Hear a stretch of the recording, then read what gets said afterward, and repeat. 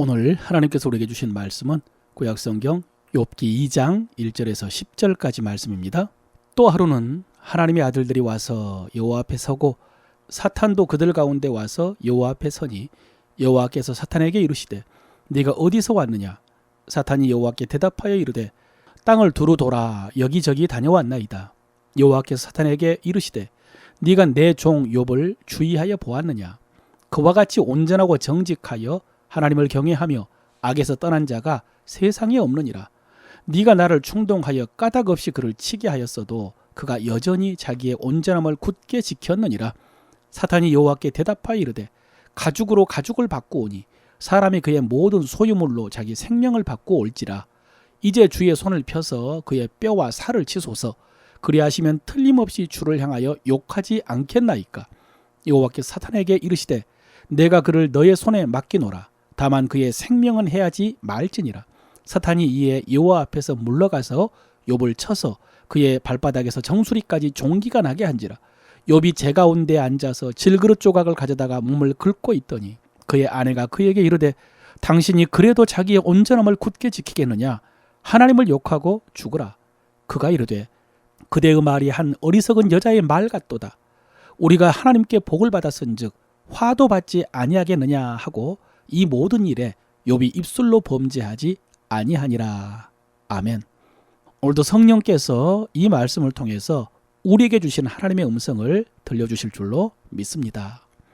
오늘 말씀은 우리가 1장에서 살펴보았던 장면과 비슷한데요. 가장 눈에 띄는 단어가 3절에 여전히라는 단어입니다. 하나님께서 사탄에게 하신 말씀입니다. 네가 나를 충동하여 까닭없이 그를 치게 하였어도 그가 여전히 자기의 온전함을 굳게 지켰느니라.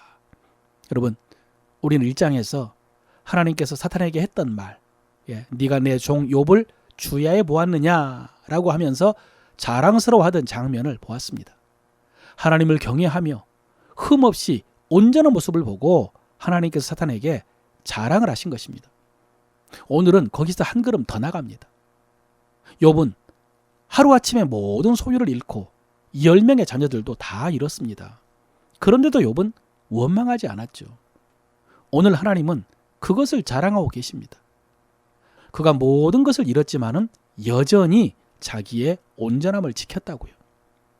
여러분, 이것이 우리 성도들이 당하는 고난의 제3의 가치입니다. 이것이 어쩌면 고난의 가장 본질적인 의미이기도 합니다. 우리가 그동안 여러 차례 살펴본 대로 고난은 분명히 그 자체로 우리에게 유익이 있습니다. 많습니다.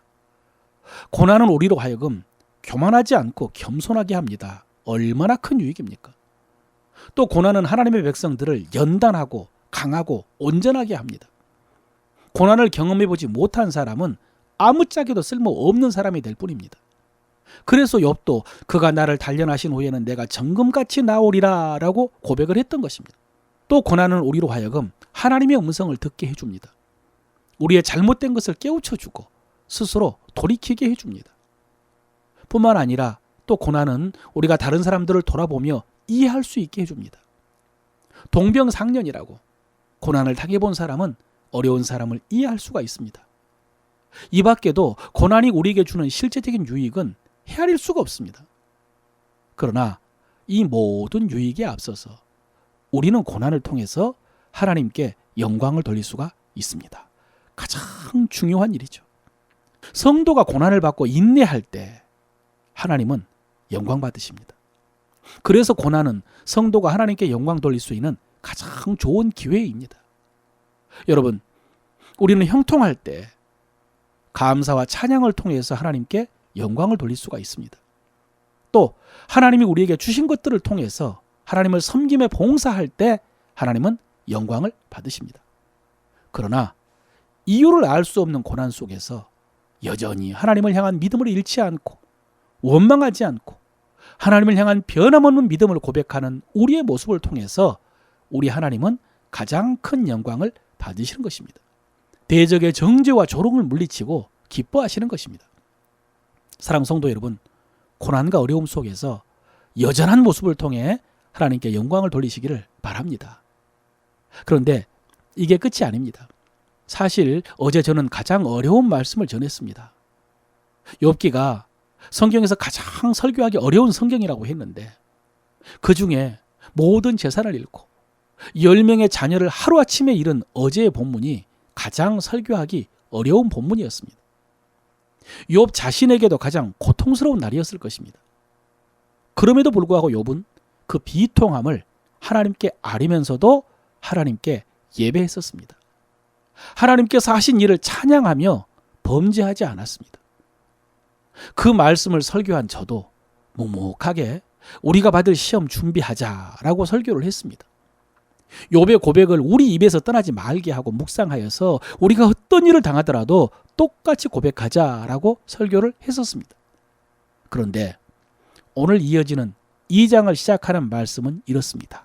또 하루는 여러분 머릿속이 하얘지고 심장이 쿵 내려앉을 것 같은 말씀입니다.